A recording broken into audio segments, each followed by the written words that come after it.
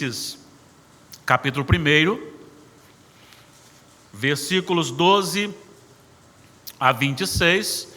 Eu lerei, os irmãos acompanhem em silêncio. Assim está escrito: quero ainda, irmãos, cientificar-vos de que as coisas que me aconteceram têm antes contribuído para o progresso do Evangelho, de maneira que as minhas cadeias em Cristo se tornaram conhecidas de toda a guarda pretoriana e de todos os demais. E a maioria dos irmãos, estimulados no Senhor por minhas algemas, ousam falar com mais desassombro a palavra de Deus. Alguns efetivamente proclamam a Cristo por inveja e porfia, outros, porém, o fazem de boa vontade. Estes por amor, sabendo que estou incumbido da defesa do Evangelho. Aqueles, contudo, pregam a Cristo por discórdia, insinceramente, julgando suscitar tribulação às minhas cadeias. Todavia, que importa, uma vez que Cristo, de qualquer modo, está sendo pregado, quer por pretexto, quer por verdade, também com isto me regozijo, sim, sempre me regozijarei. Porque estou certo de que isto mesmo, pela vossa súplica e pela provisão do Espírito de Jesus Cristo, me redundará em libertação, segundo a minha ardente expectativa e esperança de que em nada serei envergonhado. Antes, com toda a ousadia, como sempre, também agora, será Cristo engrandecido no meu corpo, quer pela vida, quer pela morte. Porquanto, para mim, o viver é Cristo e o morrer é lucro. Entretanto, se o viver na carne traz fruto para o meu trabalho, já não sei o que hei de escolher. Ora, de um e outro lado, estou constrangido, tendo o desejo de partir e estar com Cristo, o que é incomparavelmente melhor. Mas por vossa causa é mais necessário permanecer na carne. E convencido disto, estou certo de que ficarei e permanecerei com todos vós para o vosso progresso e gozo da fé, a fim de que aumente, quanto a mim, o motivo de vos gloriardes em Cristo Jesus, pela minha presença de novo convosco. Oremos mais uma vez. Senhor, venha ao nosso socorro, nos abençoes, ó Pai, coloca em nosso coração a Tua palavra com vida, aplica em nós a eficácia da Tua palavra, avivando os nossos corações, consolando, confortando e encorajando a todos aqui presentes, em nome de Jesus. Amém. Nosso tema de hoje é como explicar o sofrimento na vida do crente. Como explicar o sofrimento na vida do crente. Imagine você chegar numa casa e deparar com um quadro cuja imagem contém um homem sobre um cavalo com um laço na mão arrastando o seu filho. Qual julgamento você daria para esta cena?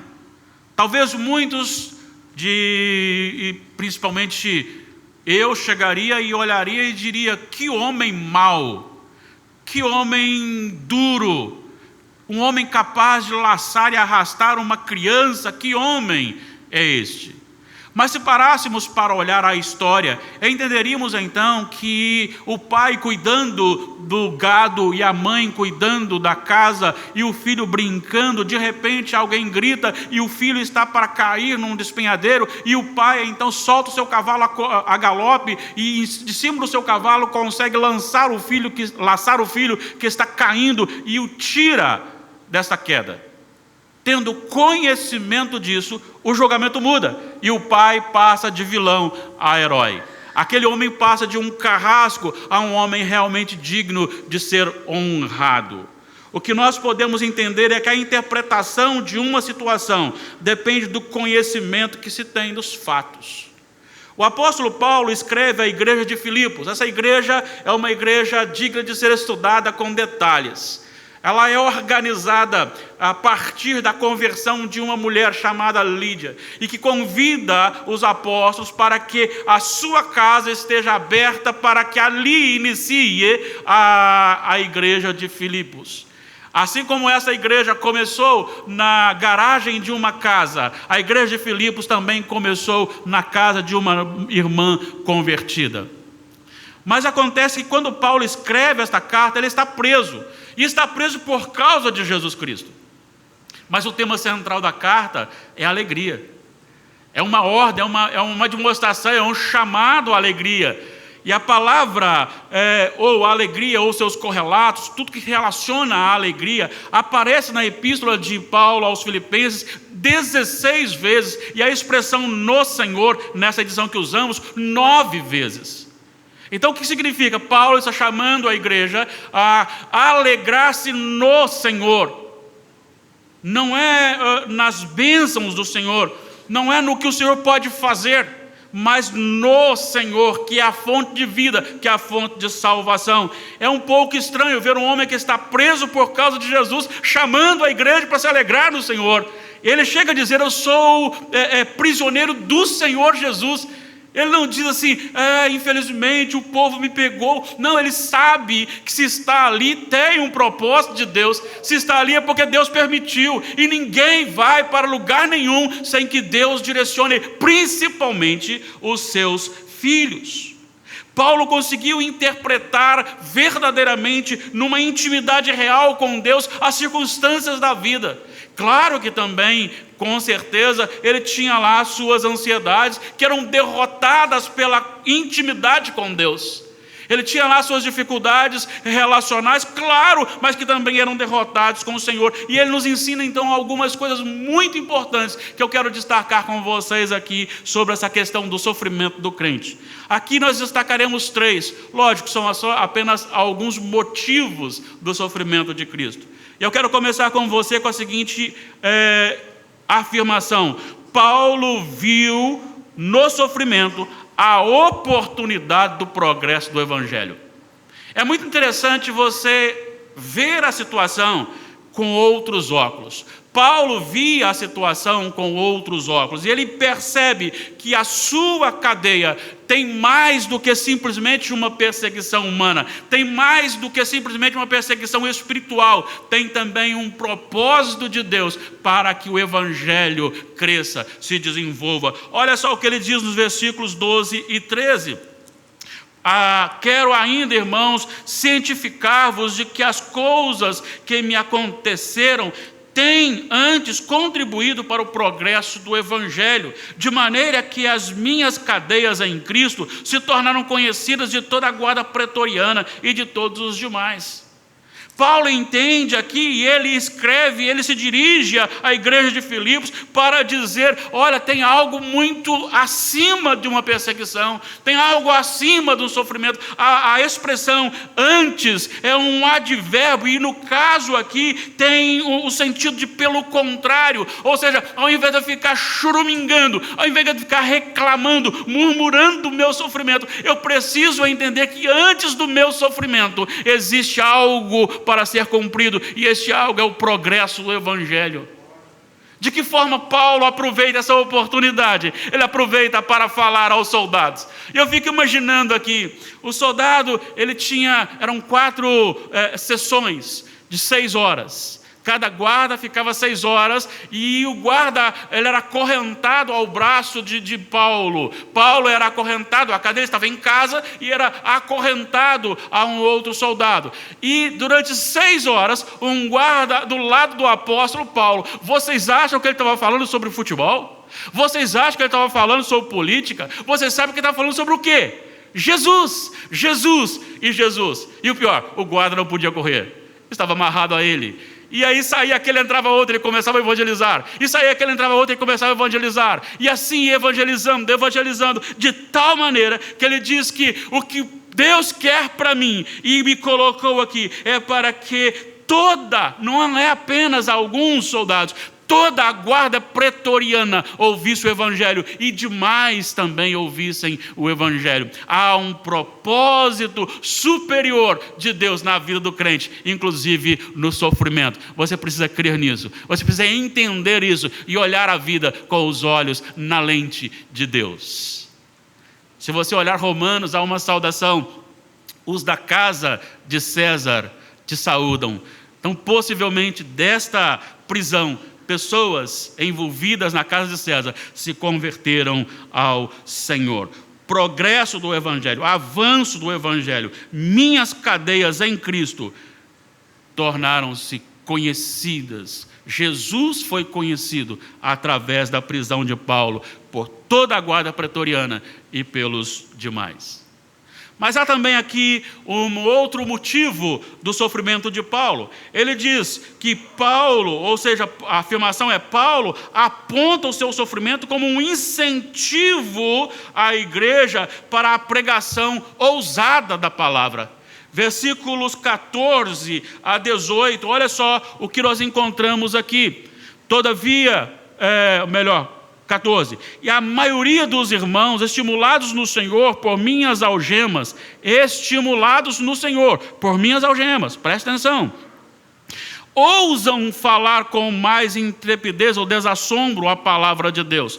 E aí ele vai descrever que alguns fazendo por ciúmes, contendas, mas os outros por motivação correta. Ou seja, vendo o sofrimento do apóstolo Paulo, a sua prisão, isso ao invés de amedrontá-los, os encorajou. E eles agora querem pregar, anunciar o Evangelho, seguindo o exemplo, sendo incentivados, encorajados pelas cadeias de Paulo. E Paulo escreve isso dizendo, é muito bom saber que Deus tem usado as minhas cadeias no Senhor, para que vocês sejam encorajados no Senhor, para que vocês sejam incentivados no Senhor, e proclamem o Evangelho do Senhor sem medo. É sempre assim o Evangelho. Conta-se de um grupo em que cercou uma família missionária e disse para aquela família missionária, nega a Jesus ou nós os enterraremos vivos. E naquele momento os filhos chorando, ainda que firmes, o pai e a mãe ali doídos, e enquanto eles eram enterrados vivos, eles cantavam louvores a Deus, com todo medo, com toda dificuldade, mas louvavam ao Senhor. Aquela família foi executada por homens maus, mas daqueles que estavam ao redor, muitos deles, naquele momento, se renderam ao Senhor, se converteram ao Senhor.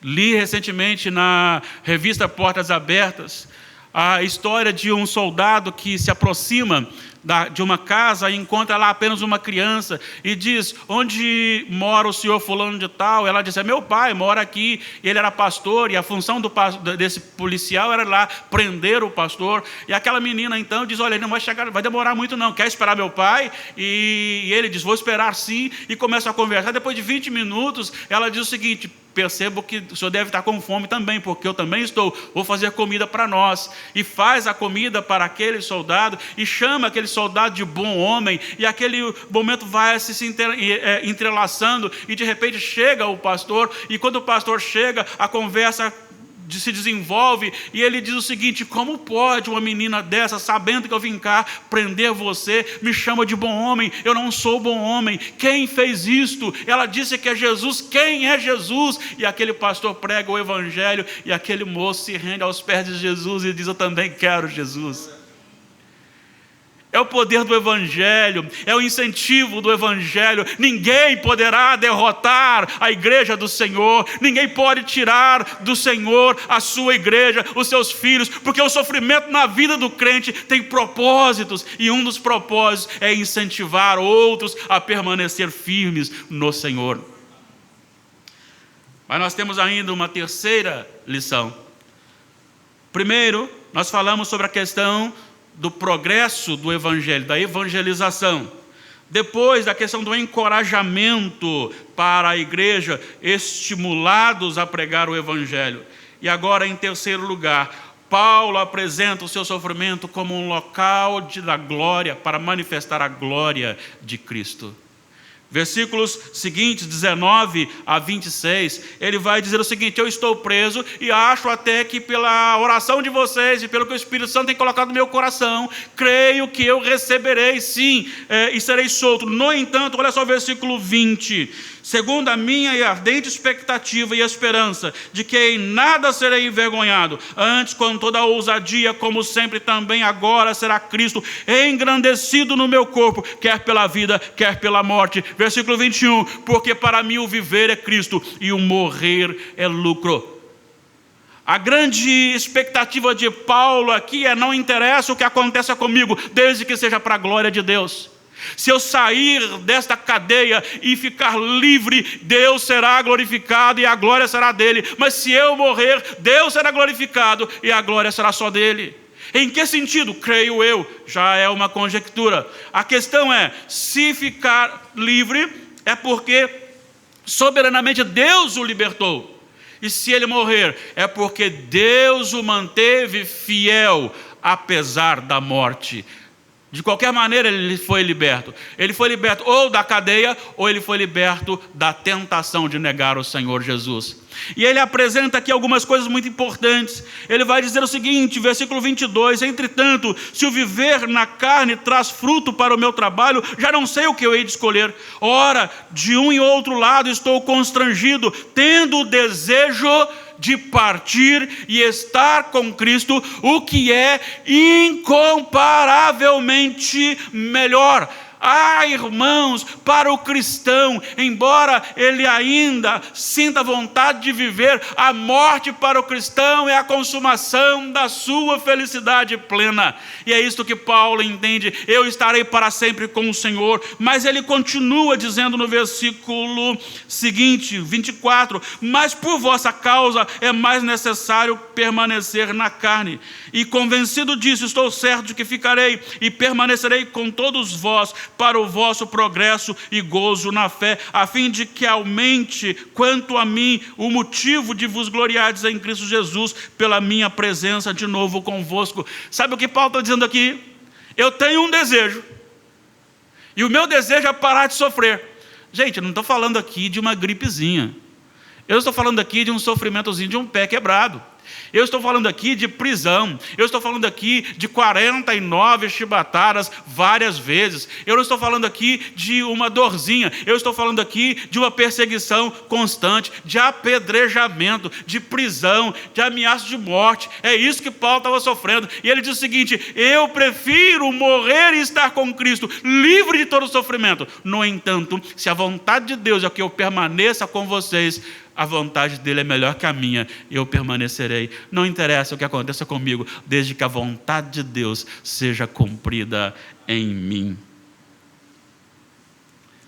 Ah, amados irmãos, como é maravilhoso contemplar os feitos do Senhor. Como é maravilhoso entender os feitos do Senhor. Quando olhamos para a vida de Paulo, dentro desse texto, vemos que ele viu a vida de forma diferente. Que ele entendeu a vida de forma diferente. Ele viu o seu sofrimento como uma oportunidade e fez deste fato a oportunidade de pregar o Evangelho para aqueles que talvez não teriam como ter acesso a eles. Ele olhou e disse: que bom, serve para a igreja também. Ele disse: que bom, serve para a glória de Jesus também. Mas aqui eu preciso fechar, que muito mais do que o apóstolo Paulo, porque Paulo merecia sofrer, não por causa do que ele estava sofrendo, mas como pecador, sim, merecia sofrer. Mas nós temos a epístola de Pedro, na primeira epístola, no capítulo 1, nós temos aqui um registro muito interessante que eu quero compartilhar com vocês. Perdão, capítulo 2, a partir do versículo 21, diz assim: porquanto para isso mesmo fostes chamados, pois que também Cristo sofreu em vosso lugar, deixando-vos exemplo para seguirdes os seus passos, o qual não cometeu pecado, nem dolo algum se achou em sua boca. Pois ele, quando ultrajado, não revidava com ultraje, quando maltratado, não fazia ameaças, mas entregava-se àquele que julga retamente. Que exemplo! carregando Ele mesmo em seu corpo sobre o madeiro os nossos pecados, para que nós, mortos para os pecados, vivamos para a justiça, por suas chagas fostes sarados. Porque estáveis desgarrados como ovelhas, mas porém vos convertestes ao pastor e bispo com letra maiúscula, da vossa alma, Jesus Cristo. Estamos hoje para celebrar a Santa Ceia. Estamos hoje para falar sobre aquele que realmente sofreu, e que não sofreu apenas no corpo, que sofreu também no espírito, quando sobre ele foi ministrado a ira de Deus, sem ter pecado. E ele nos chama a sofrer por ele, ele nos chama a estar com ele e firmes nele, para que Deus nele coloque em nós força suficiente para imitarmos e para viver segundo a glória do Senhor. Seguindo o primeiro exemplo, eu quero então concluir com a seguinte expressão. No dia 19 de agosto, aqui na minha sala, enquanto trabalhava, recebi uma ligação e o nome da agenda acusava o nome de Damares, mas quando eu atendi, era a voz de um homem. Então logo eu pensei, tem alguma coisa errada. E ele disse, sua esposa está caída aqui. E no momento eu saí rapidamente, e quando cheguei lá, tinha 4 ou 5 pessoas cuidando dela de uma maneira assim, espetacular. De uma maneira maravilhosa. De uma maneira que dá para emocionar, porque Deus levanta pessoas desconhecidas para cuidar dos seus filhos em todo o tempo. Quando chegamos no primeiro local de atendimento, ela foi atendida como se ela fosse a pessoa mais importante do estado. Quando chegamos no segundo lugar, ela foi atendida pelo primeiro médico, que tratou ela muito bem e encaminhou então para a cirurgia. Vieram, enquanto ela aguardava a internação, vieram 3 cirurgiões para conversar com ela, e eles saíram, ela foi internada, passou pela primeira cirurgia, passou pela segunda cirurgia, ficou 8 dias ali, sendo cuidada de tal maneira que o Senhor se fez presente ali naquele lugar na nossa vida, e nós sentimos o pastor supremo não nos deixando faltar nada em todo o momento.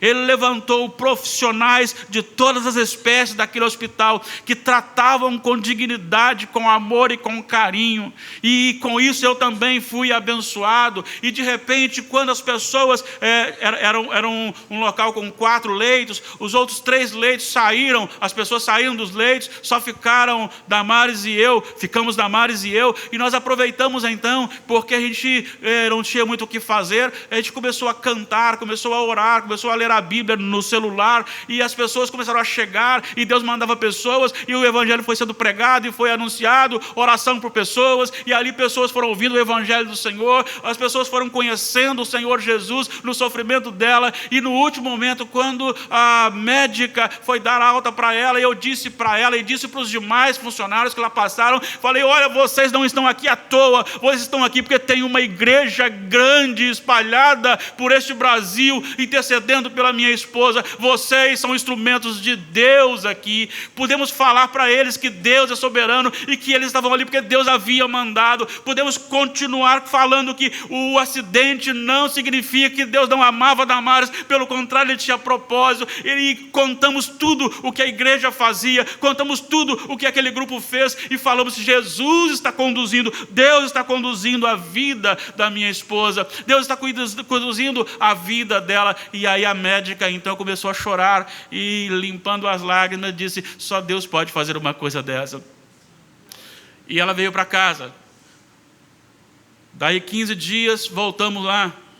O médico, um dos médicos, 3 médicos cuidaram dela mais direto, chamou e disse, olha, Damares, olha, estou feliz, está muito jóia, mas possivelmente você não andará normalmente, você terá algumas sequelas.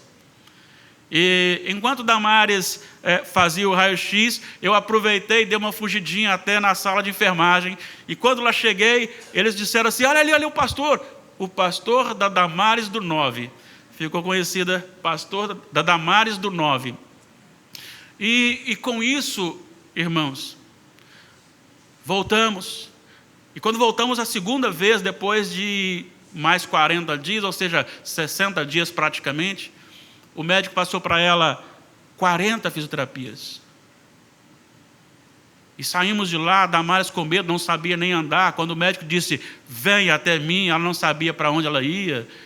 Então, quando ela andou pela primeira vez, depois de 60 dias, foi muito difícil.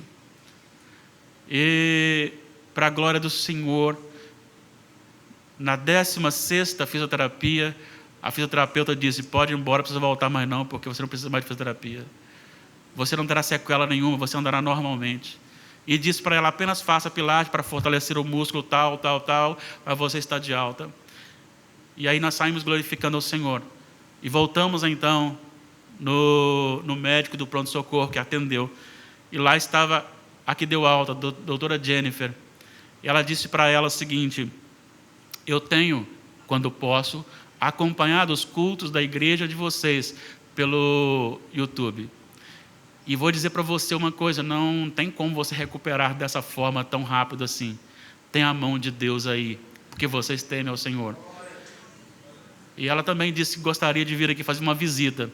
Será um prazer muito grande o dia que ela chegar aqui, com certeza. Assim como é um prazer muito grande receber você como visitante desta igreja. Qual a finalidade do sofrimento da Damares? Por que Deus deixa o seu filho se machucar, sofrer, aflições surgirem? Paulo não tinha a visão de um Deus punitivo, a não ser que houvesse pecado oculto. Mas há algo diferenciado. Eu posso afirmar com toda a nossa fragilidade, o Senhor Jesus foi pregado ali, naquele lugar. Nós podemos anunciar também que houve, de certa forma, um encorajamento, até mesmo para algumas enfermeiras crentes. Tinha uma lá que havia perdido a filha e o netinho há 1 mês. E pudemos conversar com ela. Quando cantávamos um hino, ela cantou lá de trás, choro e dor, nunca mais. E ela começou a cantar também. Ela veio e contou, abriu o coração, que sua filha e seu netinho haviam sofrido um acidente há 30 dias. Saíram e voltaram em caixões. Podemos falar do amor de Deus para aqueles que não conheciam. O Evangelho foi pregado ali. Mas foi também algo relacionado à glória de Deus. Porque quando a médica olha e diz, isso é impossível, só mesmo com a mão de Deus, é a glória do Senhor. A reabilitação da Damares foi algo e está sendo algo divino, sobrenatural. Deus está sendo glorificado em tudo, a propósito dele em tudo e para tudo. Eu espero que continuemos glorificando ao Senhor. Espero que continuemos também pregando o Evangelho, estando em tribulação ou não. Eu espero que isso tudo falado aqui sirva de estímulo a todos que aqui estão, principalmente aqueles irmãos que passam por aflição. Deus está no controle da sua vida. Por que o Filho de Deus sofre? Se o Filho de Deus, verdadeiro Filho de Deus, sofre, certamente há um propósito. Busque no Senhor. Senhor, eu quero saber e quero fazer deste momento um momento de glória ao nome do Senhor. Mas vou dizer uma coisa. Ainda que fosse muito acima de um pé quebrado, ainda que fosse um sacrifício, Damares não teria sofrido como Cristo sofreu, porque Cristo sofreu a ira de Deus por você e por mim. Ele oferece a você que me ouve, tanto aqui no templo como fora do templo, aquele que me ouve, ele oferece a oportunidade de crer nele, de aceitá-lo como seu Salvador, mas também confessá-lo como seu Senhor. Deixar que Deus domine a sua vida, para que você entenda que a vontade dele, mesmo sendo contra a dele é boa, a sua não. Ele quer também que você experimente isto, porque o sacrifício dele, o sofrimento dele é a nossa paz, é a nossa alegria.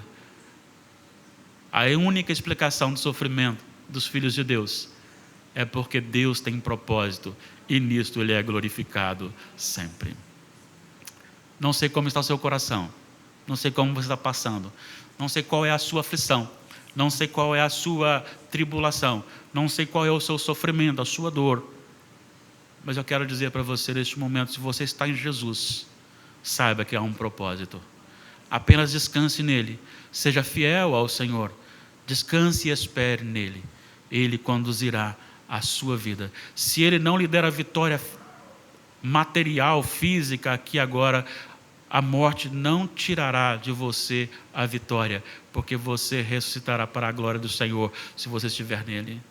Por isso, em nome de Jesus, eu lhe conclamo a dobrar os seus joelhos diante do Senhor, entregar a sua vida a Ele, a sua dor, a sua angústia, entregue-se a Ele plenamente. Vamos orar?